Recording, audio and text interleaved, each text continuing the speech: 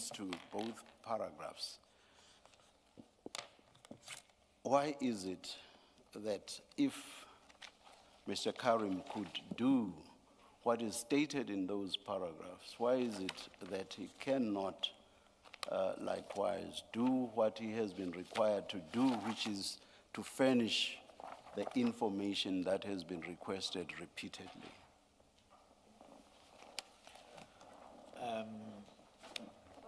Paginated page 45, paragraph 53.1.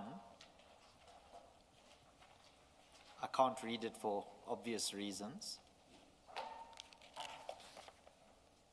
But I'll ask that. Oh, sorry. For the record, let me just mention, because I did refer you to paragraphs by paragraph number. Yes. This time around, for the question I've just asked, the relevant paragraphs are paragraph 25 and 66. Chair, I think it was 69 on page 25, and then, oh, is it not? Page 49, paragraph 66, Yes. and page 25, paragraph 69. Yes, I did it, yes. Yeah. On Thank you. paragraph 25. Thank you. Yes. Okay. So that's the first answer, is the one that I gave, is paginated page 45, paragraph 53.1, which adds some color perhaps as to why something that is described as a simple issue or decision or divulgence is not as simple as it is. I would particularly ask the commissioners to look at the sentence beginning second comma on line 3 of that paragraph.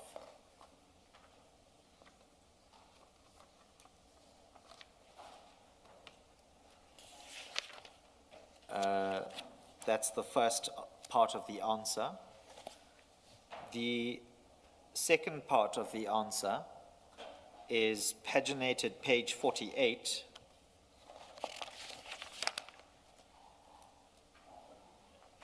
Sorry, but what do you make of the word interactions there?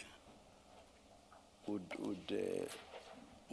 that be the sort of interaction that that the doctor is talking about here? Yes, that's my submission. Okay. All right. Please continue. And on that page, if you look at the sentence beginning third, which is 4 lines from the bottom, that adds further color and context. The second answer I will give is paginated page 48, paragraph 65.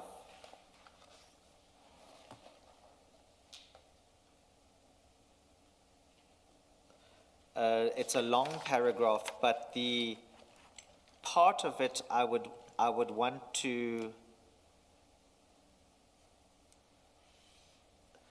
emphasize is the last sentence starting at the top of page 49, which is just above the paragraph the chair referred me to, which is 66 on page 49, starting rather, and it's 3 lines.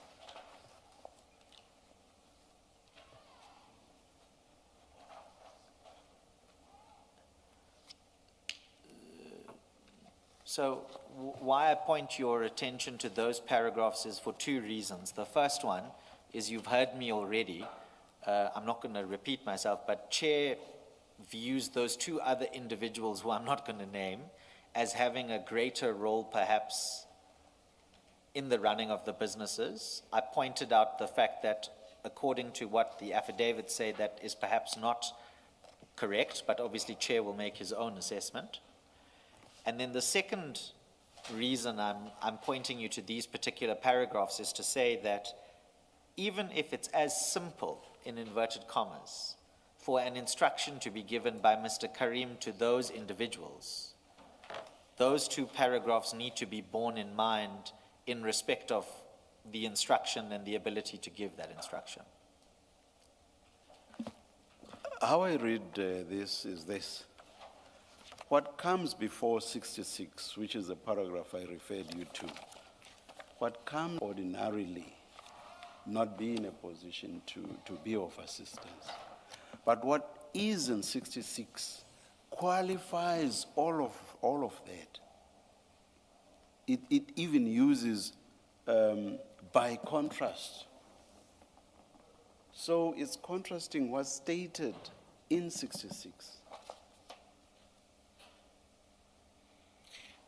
So you can't read what comes before the contrast in isolation, as it were.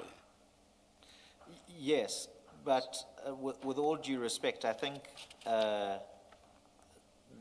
if you look at 67, for example, the next paragraph down from 66, and if you look from the fourth last line from the bottom, regarding what the doctor says is his clinical opinion, then what Chair says to me is the qualification in 66 in respect of what comes above in respect of 65, which is the paragraph I relied on, is itself further qualified regarding Mr. Carrim and his ability,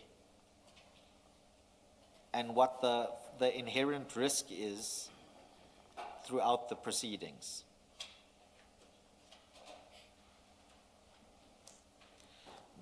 May I ask this, and I hope this will be the last question I'm going to ask. Why is it that Mr. Carrim's founding affidavit, which is followed by a supplementary affidavit, does not deal with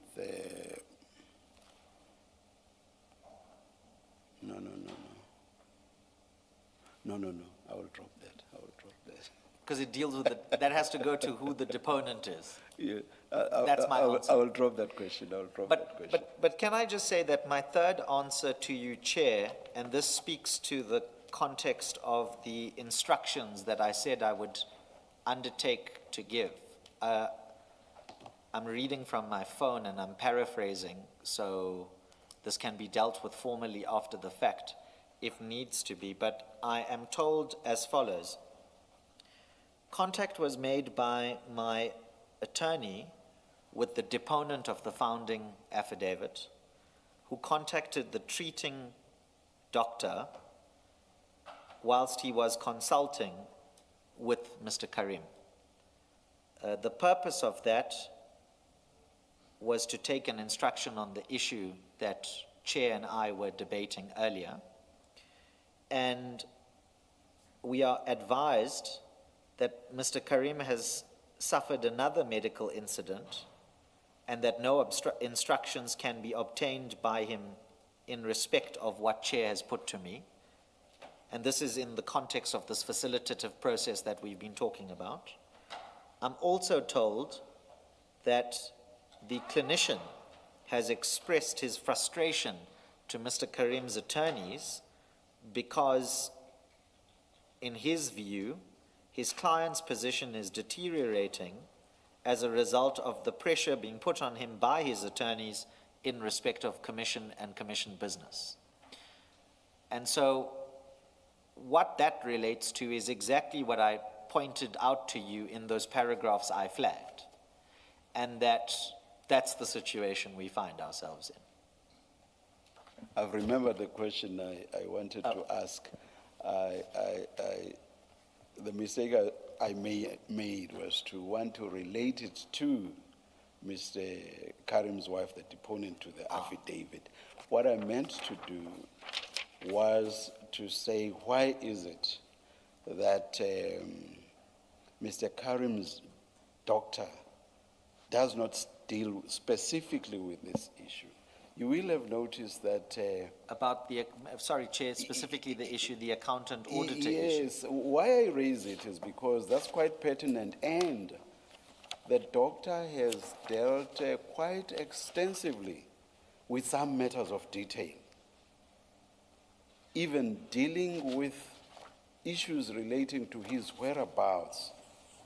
And if I read his reports correctly, I do not recall that he deals with this aspect at all, and to explain why Mr. Carrim cannot furnish the required information. I might be wrong, maybe it's somewhere there, that is somewhere in the reports. Well, and I think this is the best answer I can give you. If you look at paragraph 53 on paginated page 44,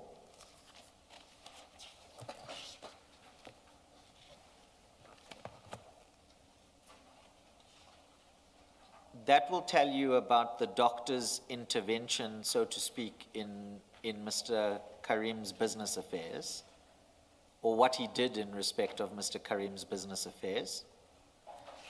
A similar point is made. But that's about him not running his businesses, which explains why someone else has been appointed. Correct. It doesn't answer the one issue. Such and such information is required by the commission. So 53 does not answer that. No, correct. Yes. But I was. That's not running his business. No, correct. The point that I was going to make is 53 and 55 on page 45 give you the context of how the doctor enters the equation, for lack of a better phrase, which is to give the family certain advice regarding what happens to the business. The doctor himself never says that he gets involved in the business per se. He has a facilitative role where it's appropriate to play a facilitative role. And there are instances where sometimes that facilitative role is more restrictive, not less restrictive. And the answer for that is that paragraph I gave you on that same page, paragraph 53.1, page 45. So the reason it's the best answer I can give you is because the doctor himself says that whatever matter has to go to Mr. Carrim through the doctor is not just simply relaying a telephone message or relaying a question, but that the doctor himself has to make a clinical assessment at that moment in time, for example, about whether the question, if put, would cause a deterioration or not, or whether, even if the question is put, the answer given is a good answer or a bad answer for whatever clinical views the doctor themselves may have. So I can't speak to why he did not deal with that specific issue isolated as a line item, but you've also heard me that when instructions, as a real-life example of what has happened when instructions were sought, but that adds context as to why he might not have dealt with it. That's as far as I can take it. Thank you. That's my last question.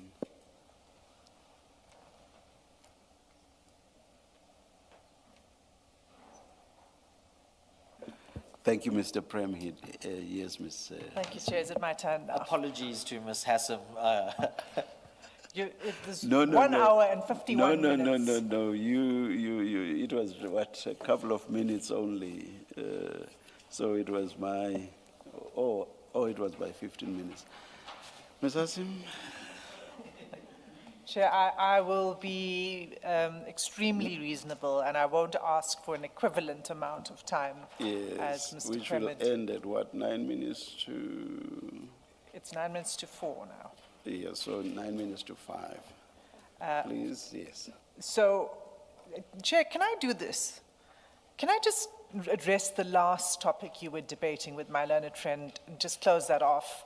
Because I was going to deal with it in any event in the course of my address. But since you are on it. The way the issues, or we'll deal with it at the end, maybe No. do that at the end. The issues about possible rulings. The two issues Mr. Premhead raised right at the beginning. No, I'm talking about what you were just debating now. No, I'm saying I said I'll raise those issues Yes. with you when you begin your Yes, argument. yes. Should I perhaps address those right at the end?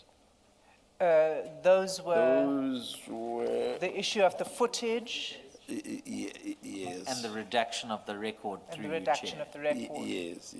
Oh, Can I just deal with this topic that you Okay, were debating, all right. and then I'll begin with those. all right. Turn to those rather. So just on this, because it's fresh in your mind, because you've just been having the debate with my learned friend. The few points I wish to make about it, because I must admit that I find it quite an extraordinary claim that has been continually held since the time the Commission first asked for those documents. Well, first of all, one is not even a document, it's just the name of the auditor. That's all. It's a very simple request. Why I say that I find it extraordinary is because that request was made as far back as when Mr. Carrim appeared in this commission. That was on 9 and 10 March. On 10 March, it was itemized what the specific, it would form part of a list of requests that we had. We itemized the requests. In fact, I'm sure if we go back to the transcript of the 10th of March, somewhere towards the end of the transcript, it will be there. So this request is months old. That's the first thing I'd like to say. The second thing is that if we look at paragraph 66 on page 23,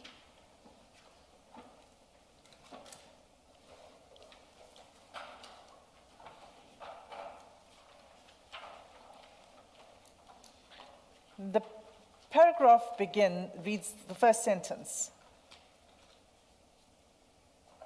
In fact, let me just read the paragraph. Before 13 April 2026, before 13 April 2026, my husband was fully involved in his businesses. And then she explains now what that involvement entailed. But there's no explanation to us as the evidence leaders or to the questions that have been posed by the commissioners why these documents and this information could not have been provided between 10 March and 13 April. There's just no answer to that. Instead, what my learned friend does is he goes to the various paragraphs that have been debated just now. For example, on page 74 of the paginated bundle, where the chair, I think it was the chair who directed my learned friend to paragraph 40.1 and the person and the PA and the issue of the FNB accounts. And my learned friend tries to say, well, actually it was just a rubber stamping exercise because all she did was place an electronic signature. That's not borne out by the text in that paragraph. That paragraph doesn't say that's all she did.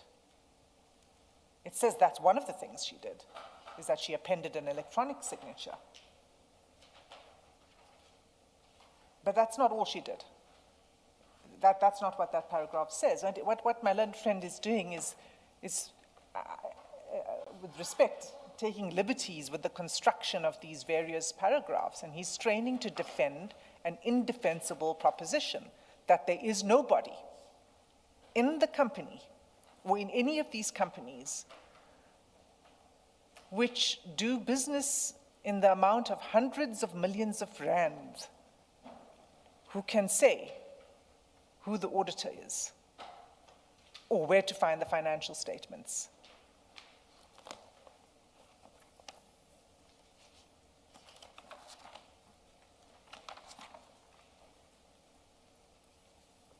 And I'll just make one last point because I mustn't, for the sake of completeness, on page 25 on the debate in paragraph 71, that his son has stood in for him.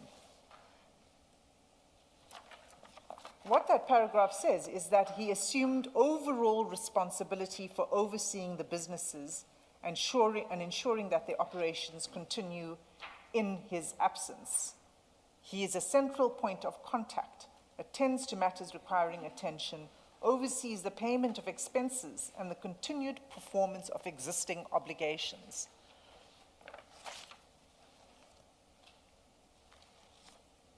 And then read that with 67.3, which my learned friend went to explain, well, that the role of the son is that he doesn't make strategic decisions. Well, yes, that's true. 67.3 says he does not make strategic decisions or decisions concerning new business.